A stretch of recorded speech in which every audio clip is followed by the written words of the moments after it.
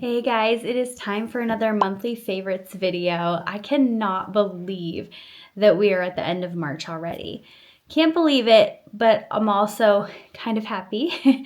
My least favorite part of the year is over now. I don't love like late February, early March.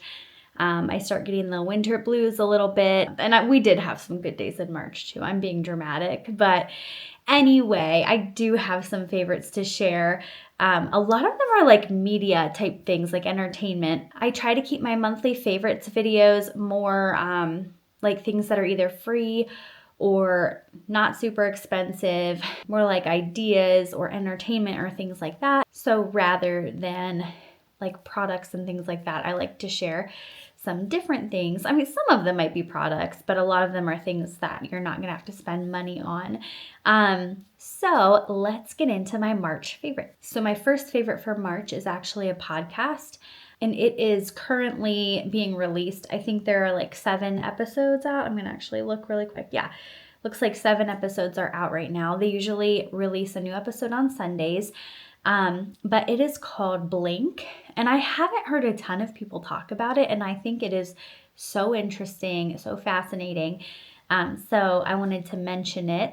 So what it is, it's the story of Jake Handel. I actually heard about him when he was a guest on another podcast, and he was kind of promoting his podcast, Blink, but his story is unbelievable. Okay, I just had to let my dog out and stuff, and I totally broke my train of thought. But I was talking about the Blink podcast, which is the story of Jake Handel. Forgot his last name for a second.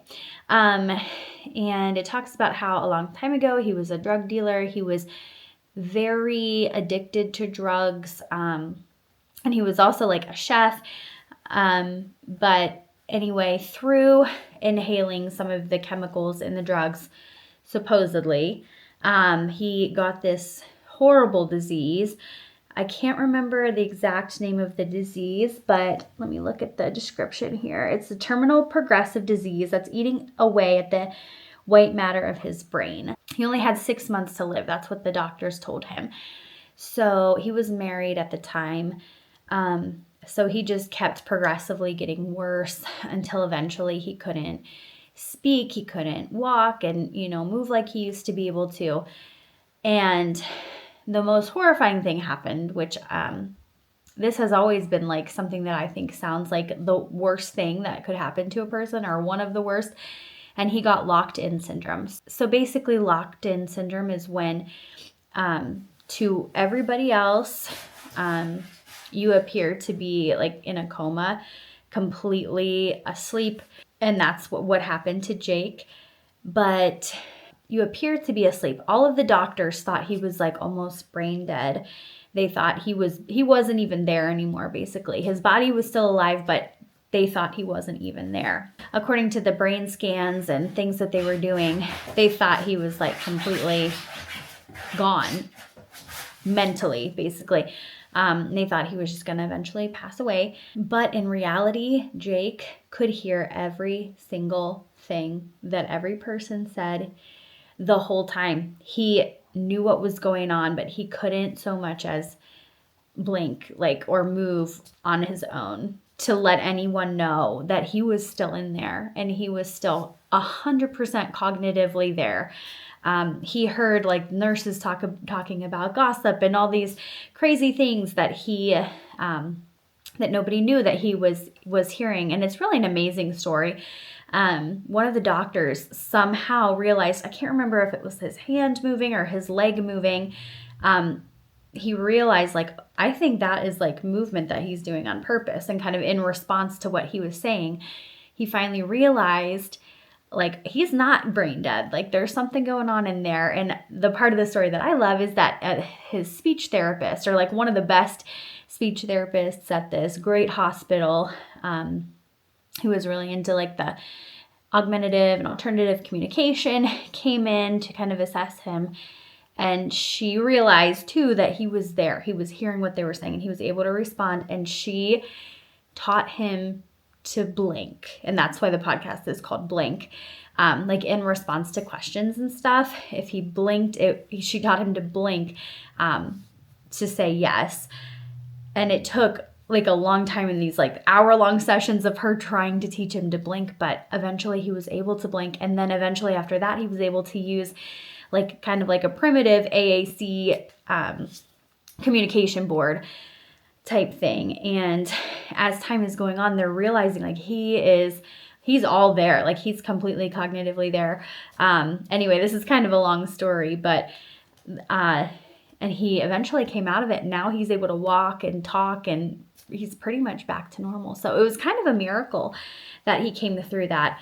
But the podcast isn't completely through with its run, and they're kind of alluding to maybe it wasn't actually like the drugs that caused this to happen, that maybe something kind of nefarious was happening in his life. I'm not sure. I'm not exactly sure where they're going with it, but all I know is like I'm on the edge of my seat to find out more. So it's kind of like marketed as like a true crime type story, but I think even if you just look at it through the medical like miracle that it is, it's really an incredible story. So I feel like I talked about that for a long time, but I highly recommend that podcast. I can't wait till it is done and I can listen to all of the episodes. They didn't release one last week for some reason, so I'm like, all right, come on, I can't wait till Sunday to hear the next episode. My next favorite is a book that I read this past month, and if you watch my vlogs, you have heard me talk all about it, but it is Dark Matter by Blake Crouch, and it's a sci-fi book, which is really not my thing. I didn't realize that's what it was going into it, or else I might not have picked it up, but I'm so glad I did because it was so good. It was one of those books that when I wasn't reading it, I was thinking about it, like looking forward to later that night when my kids were in bed and I could finally sit down and read. So it's about this man who, it's hard to give like what it's about without giving some spoilers. So I'll really briefly say kind of what it's about. It's about this man who lives in Chicago, and one night he goes out to have some drinks with a friend, and on his way home, he is abducted. And he's given some drugs and falls asleep. And when he wakes up, his life is not his life anymore. Like some of the people in his life are still there, but they're not the same. His life is just completely different. And it's this whole story of finding out what happened and then going on this crazy journey to try to fix it and try to find his way back home. So highly recommend it. It's kind of weird. Like I said, I don't usually do science fiction, but I just love the way the author just really pulled you into the action from the first page. It's so fast paced. There's so many changes of scenery, and I just couldn't put it down. So that was a great book. I highly recommend it. It's also a TV series, so I'm kind of interested in maybe watching that too. Okay. Like I said, I have so many like entertainment things, but I have 2 YouTube channels that I would like to recommend this month that have become favorites. And the first one is Kybe Creates, and it's this woman who has her own craft business. She used to do like a lot of Cricut stuff, but lately she's started doing a lot of crochet, which if you know anything about me, one of my goals this year is to learn to crochet, and I want to so badly. So I love watching her videos, watching her crochet all these cute little creations, hoping that I can do that someday too. But her videos are just super cozy, and I've been loving to watch those, loving her crochet journey. She actually just went from full-time to part-time with her job so she could spend more time like creating. So if you like vlogs like that about creative things and small businesses, I highly recommend her channel. And then the other one is, I just discovered this channel like probably last week, and it's just such a cozy little escape, and it is Meg's Cozy Cottage, and it's just this woman, and she's very creative, and she loves to thrift. Her house is just full of all of these beautiful thrift store finds that she has. I feel like I never can find cute things like that and make them work in my house, but I love watching other people do it. So yeah, she's kind of inspired me to want to thrift more too. But she does a lot of like home decor type things. She does some gardening, some cozy hobbies. So it's just a really cozy, fun watch. I've been loving her spring videos. They're really getting me in the mood for spring. So loving that channel too. And one more YouTube recommendation. And every Saturday, I listened. It's kind of like a podcast. They're YouTube videos, but I listen to them like a podcast, like while I'm going about my day and getting things done. But it is every Saturday. The Smosh Pit channel does Reddit stories, and it's usually just like an hour-long video of Shane, the host, reading Reddit stories, and then he has like a couple of people from the channel that react. And sometimes they're a little scandalous, but usually it's just really funny. They're all, I don't know if you're familiar with Smosh, they're all just comedians. They do a lot of like improv and stuff like that. So having them react to these Reddit stories is hilarious, and it's just a fun little escape. Highly recommend those two. I always forget about them, and then I'll like open the YouTube app on a Saturday, and it's always the top recommended video on my like homepage, because my suggested videos page, because every week it pops up and I click on it like right away, and the algorithm knows that. But I always get so excited. I'll open the app and be like, oh, Reddit stories, I forgot. And I listen to it right away. So those have been super fun. I feel like I have so many entertainment things this month because March is my least favorite month. And we've had a couple good days, which have been amazing, but there's been also a lot of cold days, a lot of snowy days. And here in the Midwest, like we haven't started getting the beautiful flowers or the green leaves on the trees yet. Everything is just kind of gray and bland and blah, and it's not very pretty. So I feel like I'm not in the mood to like go out and get things done or go out and have fun. I'm in the mood to sort of finish up my hibernation season and read books and watch movies and watch videos and things like that. So I feel like that's why I have so many this month. But I think that's all of the entertainment type favorites that I have this month. So let's move on. My next favorite for the month of March has been spring cleaning. In my last vlog that I shared, I made a spring cleaning checklist where I took every room and area in my house and yard and basement and all the things, and I made like a checklist for each space of what I would like to get cleaned and fixed up and decorated this spring, which I've never done that before, and I'm really liking it. And I decided I'm just going to kind of stretch it out through the whole spring, and then each weekend I try to work on a new area. So I started last weekend. I started with the kitchen, which was kind of a big project. So I wanted to start with something big like that to build some momentum, but it's just been nice. Everything's been sparkly clean in there all week now, and now I'm excited for this weekend to move on to the next space in my house. So there's something about spring and spring cleaning and just kind of coinciding with everything in the earth starting to wake up, even though it really hasn't yet here, but I know it will soon. And just kind of, it just feels like a fresh beginning. So I've been loving cleaning and fixing up the house and just trying to kind of move on to the next stage of the year, I guess. Okay, and last month I talked about how I kind of want to include some favorites for kids in my monthly favorites videos. And I have two favorites. These are going to be my last two that I'm going to talk about today. So the first one is just having my kids be able to be outside more. Even when it's cold or rainy, like they love to go out and jump in the puddles and just finally get out of the house to get into nature again. And one of the best things for kids is getting out in nature. It's getting in the dirt and the mud and playing with sticks and stones. It's really good for their development, and I like to try to get my kids out as much as possible. So yeah, I feel like the different kinds of sensory play that we have just outside in our yard has been great for my kids this month. We have a little sandbox, and especially the youngest two will just spend forever in that sandbox.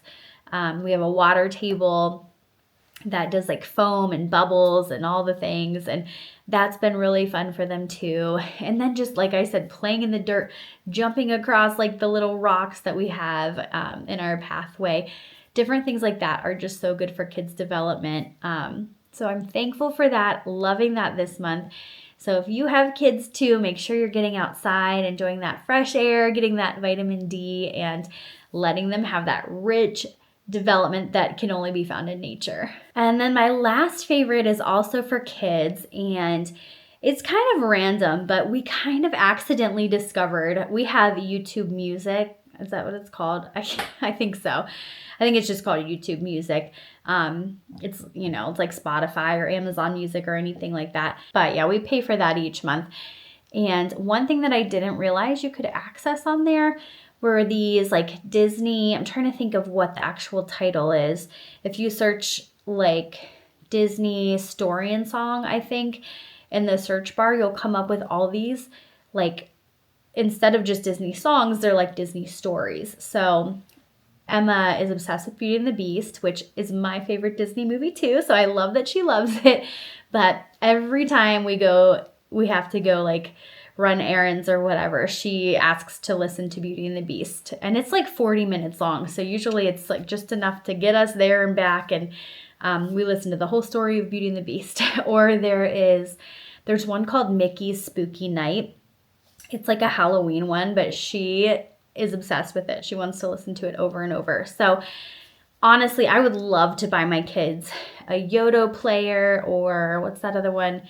Tony's. I don't know the technical name, but one of those, but they're so expensive. I just don't want to pay that much money, honestly. And not only do you have to buy like the little machine, but every story you buy or cartridge or whatever they use is a lot of money too. And I'm like, I have these included with my subscription to YouTube Music, which I had never even thought about before, but there's tons of them. And I was thinking too, there's so many read alouds on YouTube for like any book, any children's book anyway, that you could imagine. I should just start doing that when we're in the car, just turning one on and like obviously just having the audio playing, and they could listen to it like an audio book, because that's not only is that great for their development, but they love it too. So that has been another favorite this month. Every time we're in the car, they want to listen to a story, and I love it because I'm a speech language pathologist, so I'm all about all of the more books I can get into their brains, the better, whether it's us sitting down and reading a book or listening to an audiobook. Sometimes I feel like listening to an audiobook is really good because it helps them visualize it and use their own imagination to picture what's going on in the story. So we've been loving that this month. Maybe someday we'll get a Yoto player or something, but honestly, I just like so many stories are free on YouTube, and I don't like spending a lot of money on stuff like that when I know I can get it for free. It's another reason why I hardly ever buy books. I get almost all of my books on the Libby app through the library. So anyway, that's a whole other topic. But that brings us to the end of this month's favorites. I feel like it was a lot of entertainment stuff, but hopefully you found something interesting there that you can try too. Let me know what your favorites are this month, especially if you have a favorite podcast. I've been really into podcasts lately. I love podcasts that are like almost like a little mini series when you have like several episodes that tell like a full complete story. So those are the types of podcasts I've been into lately, like Scamanda, Blink. If you have any interesting recommendations like that, let me know. But other than that, make sure you subscribe if you haven't yet, and thank you so much for watching.